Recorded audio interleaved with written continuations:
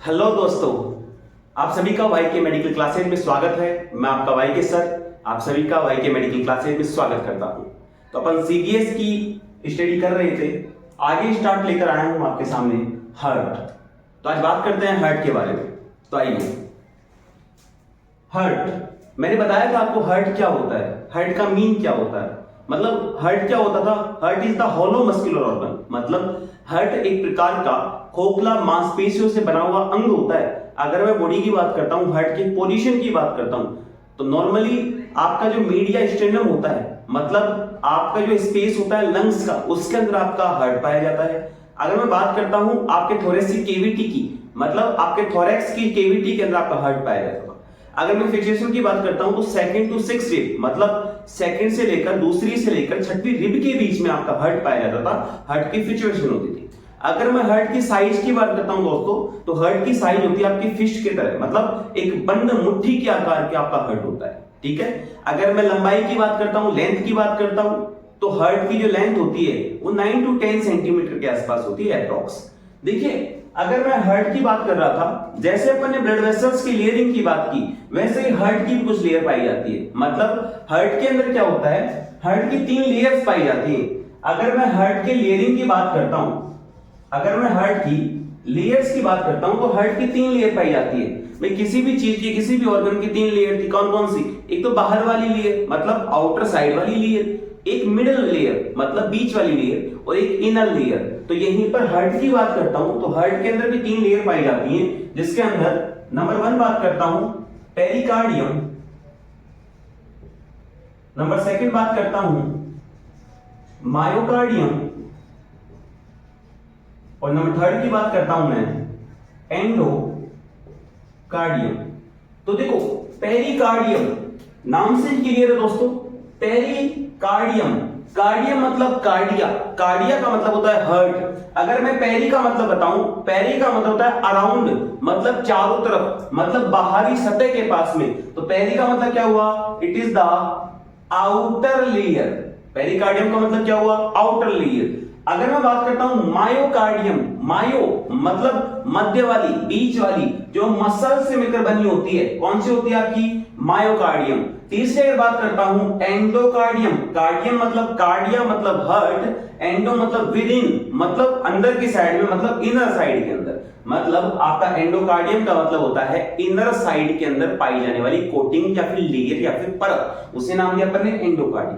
देखो, अगर मैं पेरिकार्डियम की बात करता हूं, पेरिकार्डियम के फंक्शंस की बात करता हूं, पेरिकार्डियम की स्ट्रक्चर्स की बात करता हूं, तो मतलब आउटर लेयर की बात कर रहा हूं। आपकी पेरिकार्डियम भी 2 लेयर से मिलकर बनती है। कौन कौन सी? एक होती है आपकी पैराइटल लेयर, मतलब पेरिकार्डियम के भी बाहर वाली लेयर, एक होती है विसरल लेयर। पेरिकार्डियम को मैंने 2 भागों में डिवाइड किया, पैराइटल एंड विसरल। और पैराइटल और विसरल लेयर के बीच के अंदर एक केविटी, एक स्पेस प्रेजेंट होता है, और उस स्पेस के अंदर एक फ्लूइड प्रेजेंट होता है, जिसे पेरिकार्डियल फ्लूइड के नाम से जाना जाता है। याद रखना कि पेरिकार्डियम के अंदर पेरिकार्डियल भी होती है, मतलब पैराइटल पेरिकार्डियम भी होती है, और विसरल पेरिकार्डियल लेयर भी पाई जाती है, जिसके अंदर एक फ्लूइड प्रेजेंट होता है, जिसका नाम दिया अपन ने पेरिकार्डियल फ्लूइड। हमेशा याद रखना, पेरिकार्डियल फ्लूइड की अगर मैं फंक्शंस की बात करता हूं, तो वो शॉक एब्जॉर्बर की तरह काम करता है, वो आपको फ्रिक्शन से बचाने का काम करता है। हमेशा याद रखना कि कॉन्ट्रैक्शन के दौरान भी आपको फ्रिक्शन से बचाने का काम करेगा आपका पेरिकार्डियल फ्लूइड। अगर मैं आपकी बात करता हूं मायोकार्डियम की, अपन ने क्या पढ़ा? It is the middle layer of the heart, मतलब हार्ट की मध्य वाली लेयर होती है आपकी मायोकार्डियम, जो कि मसल से बनती है, मतलब कार्डियक मसल से मिलकर बनी होती है। तीसरी बात, अगर मायोकार्डियम की बात करता हूं, तो myocardium is the contract unit of the heart, मतलब ये कॉन्ट्रैक्ट यूनिट होती है आपके हार्ट के लिए। इसका मतलब क्या हुआ कि ये कॉन्ट्रैक्शन का काम करेगी, ये पेसमेकर की तरह काम करती है। यही वो आपकी लेयर है, मस्कुलर लेयर है, जहां पर क्या होता है? इंपल्स जनरेट करवाने का काम करती है आपकी मायोकार्डियम लेयर।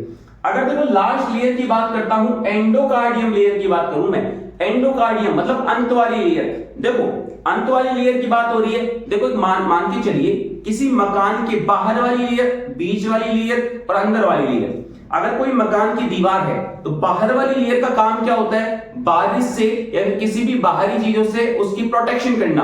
तो वैसे ही आपकी पेरिकार्डियम का काम क्या हुआ, प्रोटेक्शन करने का। अगर मैं मिडिल की बात करता हूं, यहां पर मिडिल क्या थी, मायोकार्डियम, मतलब जो कार्डियक मसल से मिलकर बनती है, मतलब contract unit of the heart का काम करेगी आपकी मायोकार्डियम। अगर मैं लास्ट की बात करता हूं, किसी मकान के अंदर की लेयर की बात करता हूं, तो वो दीवारों के अटैच होती है, वैसे ही क्या करेगी वो वहां पर एंडोकार्डियम की अगर बात करता हूं, तो एंडोकार्डियम वही लेयर है जो आपके हार्ट के बिल्कुल अंदर वाली लेयर पाई जाती है, अंदर वाली लेयर होती है। इसका अगर मैं काम की बात करता हूं, फंक्शंस की बात करता हूं, क्रियाओं की बात करता हूं, तो आपके यहां पर वाल्व और सेप्टम बनाने का जो काम करती है वो होती है आपकी एंडोकार्डियम लेयर। ठीक है, अगर मैं देखो बात करता हूं, ये लेयरिंग की बात हो चुकी थी, अब अपन बात करते हैं चेंबर ऑफ द हार्ट, मतलब आपके हार्ट के कक्ष की बात करता हूं। ये मेरा हार्ट था, हार्ट की प्रेजेंस की बात अपन ने की कि लेफ्ट साइड में पाया जाता था, मतलब आपके स्टर्नम के अंदर, मतलब आपके ब्रेस्ट जो बोन होती है उसके स्लाइटली लेफ्ट साइड के अंदर आपका हार्ट, आपका हृदय, आपका दिल पाया जाता है। मतलब आपके लंग्स के अंदर, या फिर बोल सकता हूं आपके मीडिया स्टीनियम के पास में, मीडिया स्टीनियम के अंदर क्या पाया जाता है, आपका हार्ट पाया जाता है। देखो बात ये आई कि हार्ट के चेंबर्स की अपन बात करते हैं, मतलब हार्ट की अगर मैं कक्ष की बात करता हूं, कमरों की बात करता हूं, तो हार्ट के अंदर 4 कक्ष पाए जाते हैं, 4 कमरे पाए जाते हैं। नंबर 1 की अगर बात करता हूं तो आपका राइट साइड के अंदर पाए जाने वाला राइट एट्रियम होता है। नंबर 2 की अगर मैं बात करता हूं तो यहां पर राइट वेंट्रिकल होता है। अगर मैं 3rd नंबर की बात करता हूं तो लेफ्ट साइड के अंदर आपका एट्रियम होता है। 4th नंबर की बात करता हूं तो आपका लेफ्ट साइड के अंदर वेंट्रिकल होता है। याद रखना दोस्तों कि एट्रियम का मतलब होता है आलिंद, जो कि ऊपर की साइड में पाए जाते हैं हार्ट के सुपीरियर साइड के अंदर, राइट साइड में भी और लेफ्ट साइड के अंदर भी। अगर मैं वेंट्रिकल्स की बात करता हूं, वेंट्रिकल का मीन होता है नीले, जो कि इंफीरियर पार्ट में पाए जाते हैं आपके हार्ट के। और हमेशा एक वर्ड याद रखना, वैसे तो किसी ऑर्गन का अपेक्स ऊपर वाला हिस्सा और बेस नीचे वाला हिस्सा होता है, लेकिन आपके हार्ट के अंदर अपेक्स नीचे वाला हिस्सा, इंफीरियर वाला हिस्सा और आपका बेस ऊपर वाला हिस्सा, मतलब सुपीरियर वाला हिस्सा कहलाता है। हमेशा याद रखना अपेक्स आपके हार्ट का ऊपर वाला हिस्सा होगा। अगर मैं बात कर रहा था चैम्बर्स की, चैम्बर्स कौन थे, 4 चैम्बर, 4 कक्ष होते हैं, मतलब 2 तो सुपीरियर पार्ट में, 2 इंफीरियर पार्ट के अंदर। अगर मैं सुपीरियर पार्ट की बात कर रहा था तो राइट एट्रियम सबसे पहला कक्ष था, उसके जस्ट नीचे कौन सा था आपका, राइट साइड में राइट वेंट्रिकल। वापस बात करता हूं लेफ्ट साइड के सुपीरियर पार्ट की, तो आपका लेफ्ट एट्रियम था, और अगर इंफीरियर पार्ट की बात करता हूं लेफ्ट साइड के अंदर तो लेफ्ट वेंट्रिकल था।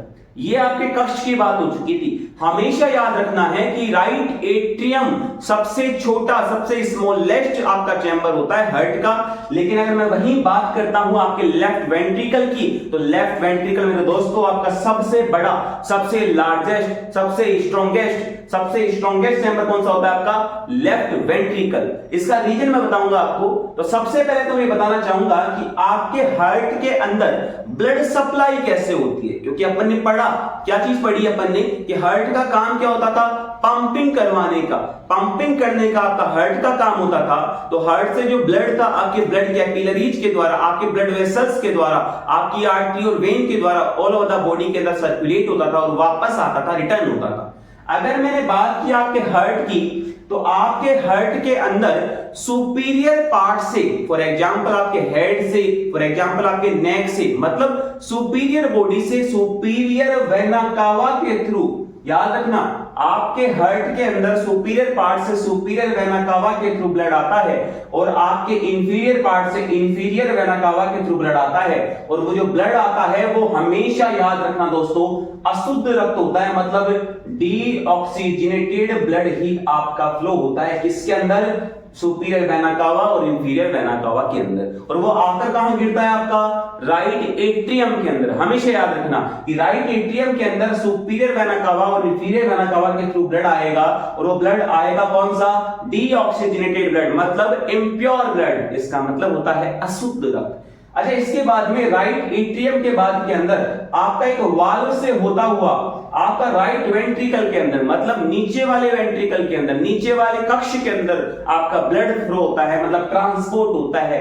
आपका राइट एट्रियम से राइट वेंट्रिकल के अंदर जो ब्लड जाता है वो भी डीऑक्सीजनेटेड ब्लड होता है, लेकिन याद रखना वो एक वाल्व के थ्रू ब्लड आपका राइट एट्रियम से राइट वेंट्रिकल के अंदर जाता है। उस वाल्व का नाम क्या दिया, हमेशा याद रखना दोस्तों, उस वाल्व का नाम होता है ट्राइकस्पिड वाल्व। नाम से ही क्लियर है, ट्राइकस्पिड वाल्व मतलब एक ऐसा वाल्व जिसके अंदर ट्राइकस्प मतलब 3 कस्प पाए जाते हैं, मतलब 3 फ्लैप पाए जाते हैं।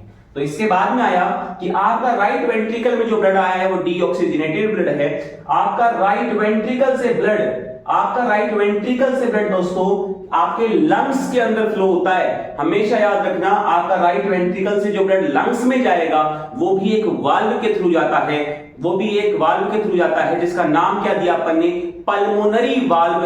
मतलब आपका पल्मोनरी आर्टरी के थ्रू ब्लड राइट वेंट्रिकल से जाएगा कहां पर, आपके लंग्स के पास में। और अपन को पता है कि लंग्स में होती है आपके एक्सचेंज ऑफ द गैसेज का काम, मतलब एल्वेओलाइज पाई जाती है आपके लंग्स में, जो काम क्या करेगी, एक्सचेंज ऑफ द गैसेज का मतलब वहां पर जो डीऑक्सीजनेटेड ब्लड गया है वो अब कौन सा ब्लड हो जाएगा, एक्सचेंज ऑफ द गैसेज के बाद में ऑक्सीजनेटेड ब्लड। अब ऑक्सीजनेटेड ब्लड आपका पल्मोनरी वेन के थ्रू कहां पर आएगा दोस्तों, आपका पल्मोनरी वेन के थ्रू लेफ्ट एट्रियम के अंदर आएगा। देखो बात यहीं से क्लियर है, हमेशा याद रखना आपकी आर्टरी के अंदर हमेशा शुद्ध रक्त बहता है, आपकी वेन आपकी सिरा के अंदर हमेशा अशुद्ध रक्त बहता है। लेकिन एक्सेप्शन यहां पर हार्ट में ये आ गया, अपवाद ये है कि आपकी पल्मोनरी आर्टरी के अंदर कौन सा था, आपकी पल्मोनरी आर्टरी के अंदर यहां पर अशुद्ध रक्त बह रहा था। और वहीं अगर मैं पल्मोनरी वेन की बात करता हूं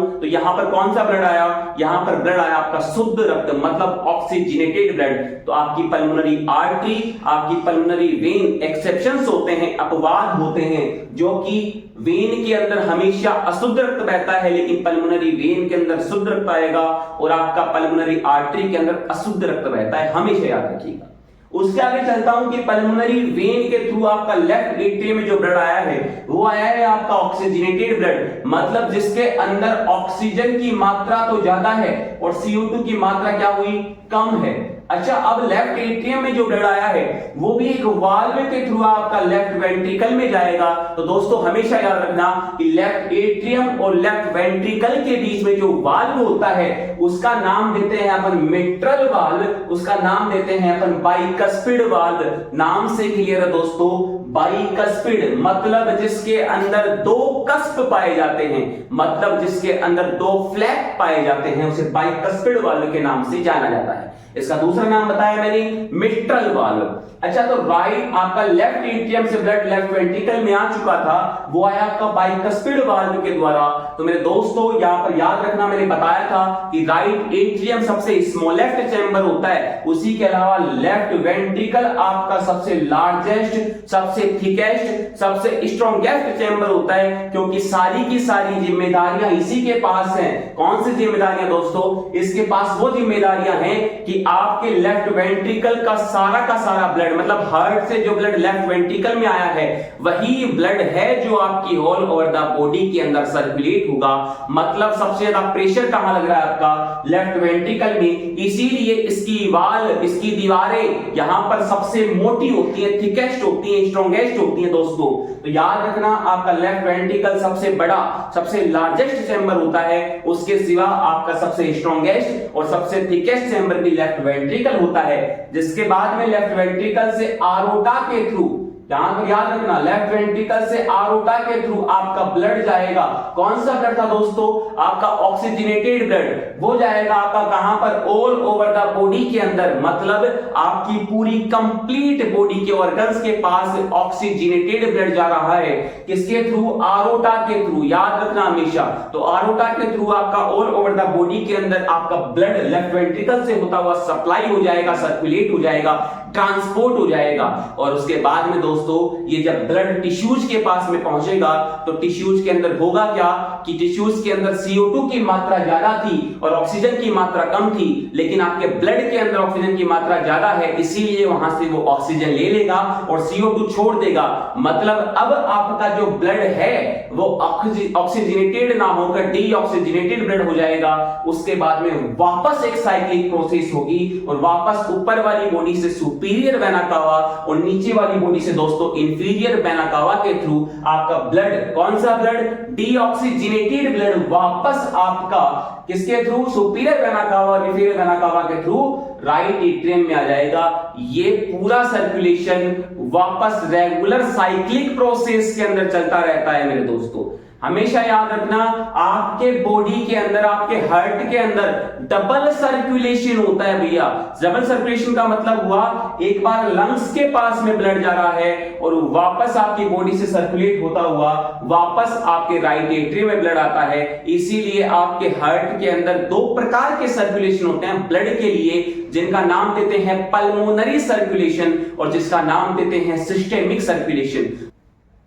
अगर आपको मेरा वीडियो अच्छा लगा हो तो इसे लाइक करें, शेयर करें, सब्सक्राइब करें और दोस्तों मिलते हैं बहुत जल्द एक नए वीडियो के साथ।